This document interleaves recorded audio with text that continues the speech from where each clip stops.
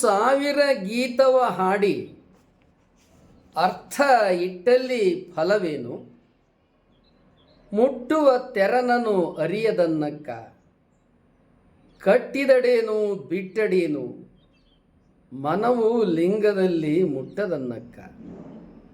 ಮಾತಿನಲ್ಲಿ ಒಲಿಸಿ ಮಹತ್ತಪ್ಪ ಲಿಂಗವ ಕಂಡೆನೆಂಬ ಪಾತಕರ ಮೆಚ್ಚ ನಮ್ಮ ಕೂಡಲ ಸಂಗಮ ದೇವ.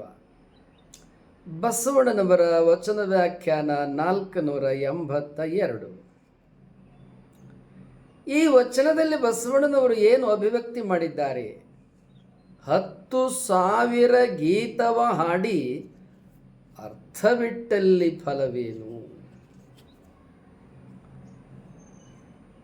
ಏನು ಮೊದಲನೇ ಸಾಲಿನ ಅರ್ಥ ಅಂದರೆ, ಪುರಾಣ ಕಥೆ ಹೇಳ್ತಕ್ಕಂಥ ಸಂದರ್ಭದಲ್ಲಿ ಹಿಂದೆ ಪುರಾಣಗಳು ಬಹಳ ಇದ್ವು.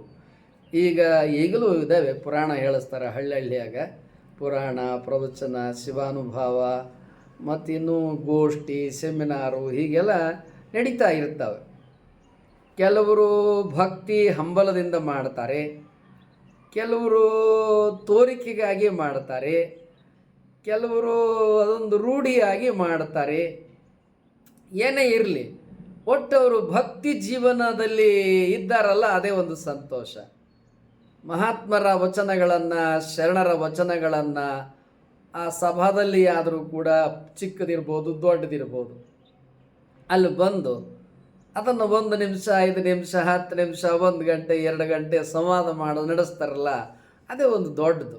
ಅದನ್ನು ನಾವು ವಿರೋಧ ಮಾಡೋದು ಬೇಡ. ಆದರೆ ಬಸವಣ್ಣವ್ರ ಈ ವಚನದಲ್ಲಿ ಅದನ್ನು ಟೀಕಾ ಮಾಡ್ತಾ ಇದ್ದಾರೆ, ವಿಮರ್ಶೆ ಮಾಡ್ತಾ ಇದ್ದಾರೆ. ಅಲ್ಪ 10,000 ಗೀತವ ಹಾಡಿ ಅರ್ಥವಿಟ್ಟಲ್ಲಿ ಫಲವೇನು. ಮತ್ತು ಹಾಡ್ತಾರೆ ಅನೇಕರು, ಇವು ಗಮಕದಲ್ಲಿ ಅವು ಇವು ಎಲ್ಲ ಹಾಡ್ತಾರೆ. ಅವೆಲ್ಲ ಹೊರಗೆ ಬಹಿರಂಗದಲ್ಲಿ ತೋರಿಕೆಗಾಗಿ ಇರ್ತದೆ, ಅವರ ಅನುಭವ ಜೀವನ ಮಾಡಲ್ಲ ಅಂತಾರೆ. ಈ ವಚನದೊಳಗೆ ಬಸವಣ್ಣವ್ರು ಏನು ಹೇಳ್ತಾ ಇದ್ದಾರಪ್ಪ ಅಂತೇಳಿದರೆ, ನೀನು 1 ಅಲ್ಲ 2 ಅಲ್ಲ 10,000 ಗೀತ ಹಾಡೋ, ಅದಕ್ಕೆ ಅರ್ಥ ಹೇಳು, ಫಲ ಏನೂ ಇಲ್ಲ. ಮುಟ್ಟುವ ತೆರೆದನರಿದನಕ್ಕ. ನಿನ್ನ ಕೂಡಲ ಸಂಗಮ ದೇವ ಸಿಕ್ಕನೇನ?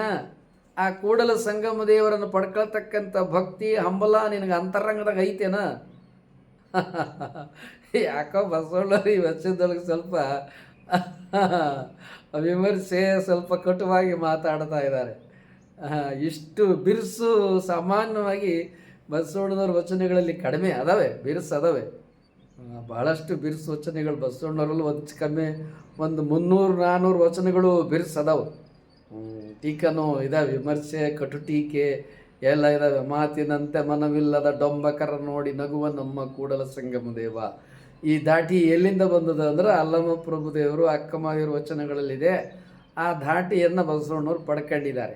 ಈಗ ಅದೇ ಧಾಟಿಯಲ್ಲಿ ಮಾತಾಡ್ತಾ ಇದ್ದಾರೆ. ಇದು ಅಲ್ಲಮ ಪ್ರಭುದೇವರಿಂದ ಬಂದಿದೆ. ಯಾಕೆ ಅಲ್ಲಮ ಪ್ರಭುದೇವರು, ಅಕ್ಕಮಹಾದೇವರು ಇಷ್ಟು ಕಟುವಾಗಿ ಮಾತಾಡ್ತಾರೆ? ಅದು ಒಂದು ತಿಳ್ಕೊಳ್ಳೋದೈತಿ. ಅಂದ್ರೆ ಲೋಕದ ಉದ್ದಗಲಕ್ಕೆ ಜ್ಞಾನೋಪದೇಶವನ್ನು ಕೊಟ್ಕೊತ ಬಂದರು ಅಲ್ಲಮ ಪ್ರಭುದೇವರು, ಅಕ್ಕಮಹಾದೇವರು. ವೈರಾಗ್ಯ ಬಂದು ತಪೋಜೀವನ ನಡೆಸಿದರು. ಅಕ್ಕಮಹಾದೇವರು ಚನ್ನಮಲ್ಲಿಕಾರ್ಜುನನ, ಅಲ್ಲಮ ಪ್ರಭುದೇವರು ಗುಹೇಶ್ವರನ ಸಾಕ್ಷಾತ್ಕಾರ ಮಾಡಿ ಪಡ್ಕೊಳ್ಬೇಕಂತ ಹಂಬಲ ಮಾಡಿದರು. ಆಗ ಅವರಿಗೆ ಗುಹೇಶ್ವರ ಅಂದ್ರೇನು, ಚನ್ನಮಲ್ಲಿಕಾರ್ಜುನ ಅಂದ್ರೇನು ಅಂತ ಜ್ಞಾನೋದಯ ಆಯಿತು. ಆದಮೇಲೆ ಅದನ್ನು ಲೋಕ ಒಪ್ಪಲಿ ಬಿಡಲಿ, ತಾವೇನು ದರ್ಶನ ಕಂಡ್ರೆ ಅದನ್ನು ಹೇಳಬೇಕಾಗಿತ್ತು, ಅದನ್ನು ಹೇಳ್ತಾರೆ. ಲೋಕ ಮತ್ತು ಅದೇ ಕತೆ ಒಳಗೆ ಐತದ. ಅದೇ ಕಥೆಯಲ್ಲಿ ಹೋಗಂಗೆ ಮಾಡಿದವ್ರು ಯಾರಪ್ಪ ಅಂತೇಳಿದರೆ, ಈ ಹರಿಹರ, ಈ ರಾಘವಾಂಕ, ಈ ಭೀಮಕವಿ, ಈ ಪಾಲ್ಕುರಿಕೆ ಸೋಮನಾಥ. ನಮ್ಮ ಶರಣರು ಸ್ಥಾವರದಿಂದ ಹೊರಗೆ ಬಂದುಬಿಟ್ರು. ಸ್ಥಾವರ ಪೂಜೆಯನ್ನು ಮಾಡಿದರು, ಸ್ಥಾವರ ಭಕ್ತಿಯಿಂದ ಹೊರಗೆ ಬಂದುಬಿಟ್ರು. ಅದೇ ಶರಣರ ಜೀವನ, ಅದೇ ಕ್ರಾಂತಿ. ಈ ಕ್ರಾಂತಿಯನ್ನು ಬಿಟ್ಬಿಟ್ರು, ಬೇರೆ ಏನೋ ಲೌಕಿಕ ಕ್ರಾಂತಿ ಹೇಳ್ಕೊಂಡು ಹೊಂಟಾರ. ಅದು ಸುಳ್ಳ, ಅದು ನಡೆದೇ ಇಲ್ಲ. ಕ್ರಾಂತಿ ಯಾವುದು ಗೊತ್ತದನ? ಯಾವ ಜಡ ವಸ್ತುವಿಗೆ ನಮ್ಮ ಮನಸ್ಸನ್ನು ಒಪ್ಪಿಸ್ಬಿಟ್ಟು, ನಮ್ಮ ಮನಸ್ಸಿನ ಒರಿಜಿನಾಲಿಟಿ, ಬುದ್ಧಿ, ವಿವೇಕ ಇದೆಯಲ್ಲ, ಅದನ್ನು ಶಾಶ್ವತವಾಗಿ ಇನ್ನೊಬ್ಬರು ಒತ್ತೆ ಇಟ್ಬಿಟ್ಟು ಅವ್ರು ಹೇಳ್ದಂಗೆ ಕೇಳ್ಕೊಂಡು ಏನು ಒಂಥರ ಹಿಂದೆ ಇತ್ತು ನೋಡ್ರಿ ಜೀತ ಅಂತೇಳಿ, ಹಂಗೆ ಮನಸ್ಸನ್ನು ಜೀತಕ್ಕೆ ಇಟ್ಬಿಟ್ಟಿದ್ದಾರೆ ಇವತ್ತಿಗೂ ಕೂಡ ಸಮಾಜ. ಆ ಜೀತದಿಂದ ಹೊರಗೆ ಬರೋದೇ ಕ್ರಾಂತಿ. ಮಾನಸಿಕ ದಾರಿದ್ರ್ಯದಿಂದ ಹೊರಗೆ ಬರುವುದೇ ಕ್ರಾಂತಿ. ಕ್ರಾಂತಿ ಅಂದ್ರೆ ಏನೋ ಎಲ್ಲ ಅಲ್ಲ, ಏನೋ ಮೇಲ್ವರ್ಗದ ಹೆಣ್ಣುಮಗಳನ್ನು ಕೆಳವರ್ಗದ ಏನಿವೆಲ್ಲ ಲೌಕಿಕ ವಿಚಾರ ಮಾತಾಡ್ತೀರಿ. ಇದಲ್ಲ ಶರಣರ ಕ್ರಾಂತಿ. ಅವು ಒಂದು ಯುದ್ಧ ನಡೆದಾಗ ಸಾಮಾಜಿಕ ಜೀವನದೊಳಗೆ ಅವೆಲ್ಲ ಬೇಕಾದಾಗ ನಡ್ಕೊಂಡು ಹೋಗ್ತಾವೆ. ಅವು ನಾವು ಮಾಡಿಸ್ಬೇಕಾಗಿಲ್ಲ, ಸಮಾಜದಲ್ಲಿ ಕಾಲ ಬಂದಂಗೆ ಅವೇ ನಡ್ಕೊಂಡು ಹೋಗ್ತಾವೆ. ಸಮಾನತೆ ಕೊಡೋಕೆ ನೀ ಯಾರು? ಕಾಲನೇ ಕೊಟ್ಬಿಡ್ತದೆ ಸಮಾನತೆಯನ್ನು. ನಾವು ಮನುಷ್ಯ ಕೊಡೋರು ಎಷ್ಟವರು, ಆದರೆ ನಾವು ಕೊಡಬೇಕಾಗಿರ್ತಕ್ಕಂಥದ್ದು ತಾತ್ವಿಕ ನೆಲೆಗಳು. ಅದನ್ನು ನಮ್ಮ ಶಿವಶರಣರು ಕೊಟ್ಟಿದ್ದಾರೆ, ಅದನ್ನು ಬೌದ್ಧ ಧರ್ಮ ಕೊಟ್ಟಿದೆ, ಅದನ್ನು ಜೈನ ಧರ್ಮ ಕೊಟ್ಟಿದೆ, ಮತ್ತು ಜಗತ್ತಿನ ಎಲ್ಲ ಧರ್ಮಗಳು ಕೊಟ್ಟಿರೋದು ತಾತ್ವಿಕ ನೆಲೆಗಳನ್ನೇ. ಆದರೆ ನಾವೇನು ಮಾಡಿಬಿಟ್ಟಿದ್ದಾವೆ, ಆ ತಾತ್ವಿಕ ನೆಲೆಗಳಿಗೆ ದಾರಿದ್ರ್ಯ ಬಂದುಬಿಟ್ಟಿದೆ. ನಮ್ಮ ಮನಸ್ಸನ್ನು ಒಪ್ಪಿಸ್ಕೊಂಡ್ಬಿಟ್ಟಿದ್ದೇವೆ. ಆ ತಾತ್ವಿಕ ಸೈದ್ಧಾಂತಿಕ ನೆಲೆಗಳಿಗೆ ನಾವು ಹೋಗೋದೇ ಇಲ್ಲ. ಅದರಿಂದ ಹೊರಗೆ ಬರೋದೇ ಕ್ರಾಂತಿ. ಮಾನಸಿಕ ದಾರಿದ್ರ್ಯದಿಂದ, ಅಜ್ಞಾನದ ದಾರಿದ್ರ್ಯದಿಂದ ಹೊರಗೆ ಬರೋದೇ ಕ್ರಾಂತಿ. ಅರಿವಿನ ಬದುಕಿಗೆ ಬರುವುದೇ ಕ್ರಾಂತಿ. ಅದನ್ನು ನಾವು ತಿಳ್ಕೊಬೇಕಾಗ್ತದೆ. ಅದಕ್ಕೆ ಇಲ್ಲಿ ವಚನದೊಳಗೆ ಬಸವಣ್ಣವ್ರು ಏನು ಹೇಳ್ತಾ ಇದ್ದಾರೆ, 10,000 ಗೀತವ ಹಾಡಿ ಅರ್ಥವಿಟ್ಟಲ್ಲಿ ಫಲವೇನು. ಅಲ್ಪ, 1-2 ಅಲ್ಲ, 10,000 ಚೆನ್ನಾಗಿ ಸೊಗಸಾಗಿ ಹಾಡ್ತೀಯ, ಒಳ್ಳೆ ಕಂಠ ಇದೆ, ಆಯಿತು ಮೆಚ್ಕೊಳ್ಳೋಣ.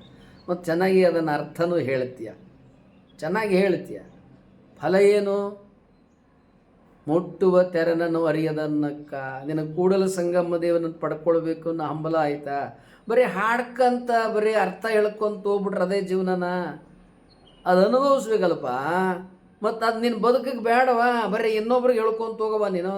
ನಿನ್ನ ಜೀವನದಲ್ಲಿ ನೀನು ಅನುಷ್ಠಾನ ಮಾಡಲ್ವಾ ಅಂತ ಇಲ್ಲಿ ಬಸವಣ್ಣವ್ರು ಕೇಳ್ತಾ ಇದ್ದಾರೆ. ಇದನ್ನು ಇವತ್ತು ನಾವು ಸಮಾಜದವರೆಲ್ಲರೂ ಕೂಡ ತಿಳ್ಕೊಬೇಕಾಗಿದೆ. ಈ ಕಳಕಳಿ ಏನಿದೆಯಲ್ಲ, ಇದನ್ನು ನಾವೆಲ್ಲರೂ ತಿಳ್ಕೊಬೇಕಾಗಿದೆ. ಅರ್ಥ ಬಿಟ್ಟಲ್ಲಿ ಫಲವೇನೋ? ಬರೀ ವಚನ ವ್ಯಾಖ್ಯಾನ ಮಾಡ್ಕೊಂಡು ಅರ್ಥ ಹೇಳ್ಕೊಂಡು ಹೋಗ್ಬಿಟ್ರೆ ಆಗೋದಲ್ಲ. ಮುಂದೆ ಬಸವಣ್ಣವ್ರ ವಚನದಲ್ಲಿ ಏನು ಹೇಳ್ತಾರೆ, ಮುಟ್ಟುವ ತೆರನನು ಅರಿಯದನ್ನಕ್ಕ. ಆ ಕೂಡಲ ಸಂಗಮ ದೇವರನ್ನು ಮನಸ್ಸು ಮುಟ್ಟಬೇಕು ಕಣಯ್ಯ. ಶಿವಶರಣರು ಕೂಡಲ ಸಂಗಮ ದೇವರು ಯಾರು ಏನು ಅನ್ನೋದನ್ನು ತಿಳಿಸ್ಕೊಟ್ರಲ್ವ.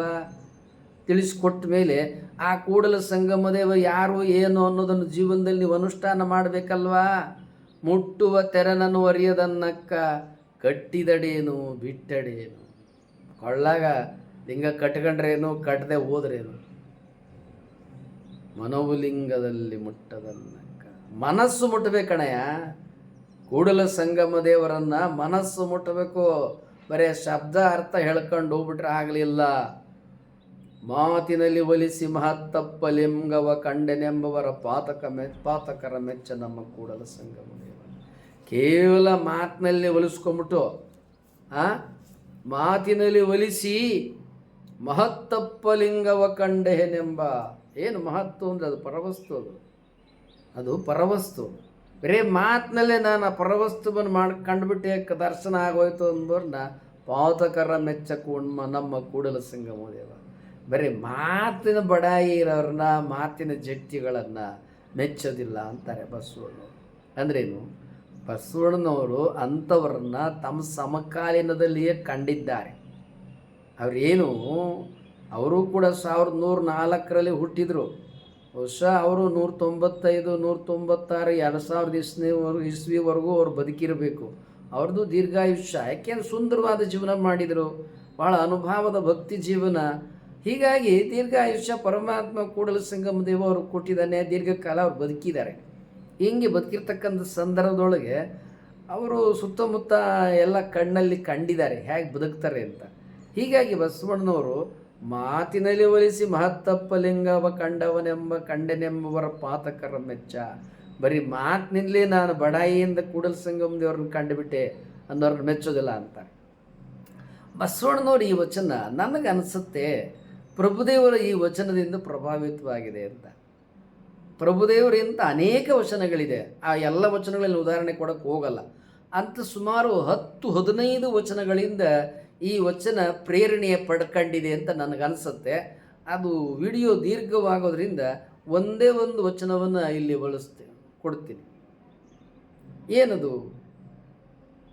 ಹೊಟ್ಟೆಯ ಮೇಲೆ ಕಟ್ಟೋಗರದ ಹೊಟ್ಟೆಯ ಕಟ್ಟಿದರೇನು ಹಸಿವು ಹೋಗುದೆ, ಅಂಗದ ಮೇಲೆ ಲಿಂಗ ಸ್ವಾಯತ್ತವಾದರೇನು ಭಕ್ತನಾಗಬಲ್ಲನೆ, ಇಟ್ಟ ಕಲ್ಲು ಮೆಳೆಯ ಮೇಲೆ ಸಿಲುಕಿದರೆ ಆ ಕಲ್ಲು ಲಿಂಗವೇ ಆ ಮೆಳೆ ಭಕ್ತನೇ, ಇಂತಪ್ಪವರ ಕಂಡಡೆ ನಾಚುವೆನಯ್ಯ ಗುಹೇಶ್ವರ. ಸೇಮ್ ಅದೇ ವಚನ, ಅದೇ ಟೋನು, ಅದೇ ಧ್ವನಿ, ಅದೇ ವಿಚಾರ. ಸುಮ್ಮನೆ ತೋರಿಕೆಗೆ ಬಹಿರಂಗದಲ್ಲೇ ನಾನು ಲಿಂಗ ಕಟ್ಕೊಂಡು ಎದೆ ಮೇಲೆ ಲಿಂಗ ಕಟ್ತೀನಿ, ಆ ಪೂಜೆ ಪ್ರಾರ್ಥನೆ ಮಾಡ್ತೀನಿ, ನೈವೇದ್ಯ ಕೊಟ್ಬಿಡ್ತೀನಿ, ಹಂಗೆ ಆಚಾರ ಅಂಥೇಳಿ ಮಾಡ್ಕೊಂಡು ಬಿಟ್ರೆ ನೀವು ಯಾರೋ ಶಿವಶರಣರಾಗಲ್ಲ ಅಂತ ಅಲ್ಲಮ ಪ್ರಭುದೇವರು ವಚನದಲ್ಲಿ ಹೇಳಿದ್ದಾರೆ. ಇಂಥ ವಚನವನ್ನು ಅಧ್ಯಯನ ಮಾಡಿದಂಥ ಬಸವಣ್ಣನವರು ಅದೇ ಧಾಟಿಯಲ್ಲಿ ಈ ವಚನವನ್ನು ಬರೆದಿದ್ದಾರೆ ಮತ್ತು ಅದೇ ಕಟುವಾಗಿ ಕೂಡ ಬರೆದಿದ್ದಾರೆ. ಏನದು? ಇನ್ನೊಮ್ಮೆ ಹೇಳ್ತೇನೆ. ಹೊಟ್ಟೆಯ ಮೇಲೆ ಕಟ್ಟೋಗರದ ಹೊಟ್ಟೆಯ ಕಟ್ಟಿದರೇನು ಹಸಿವು ಹೋಗುದೆ, ಅಂಗದ ಮೇಲೆ ಲಿಂಗ ಸ್ವಾಯತ್ತವಾದರೇನು ಭಕ್ತನಾಗಬಲ್ಲನೆ, ಇಟ್ಟ ಕಲ್ಲು ಮೆಳೆಯ ಮೇಲೆ ಸಿಲುಕಿದರೆ ಆ ಕಲ್ಲು ಲಿಂಗವೇ ಆ ಮೆಳೆ ಭಕ್ತನೇ, ಎಂತಪ್ಪವರ ಕಂಡರೆ ನಾಚುವೆನಯ್ಯ ಗುಹೇಶ್ವರ.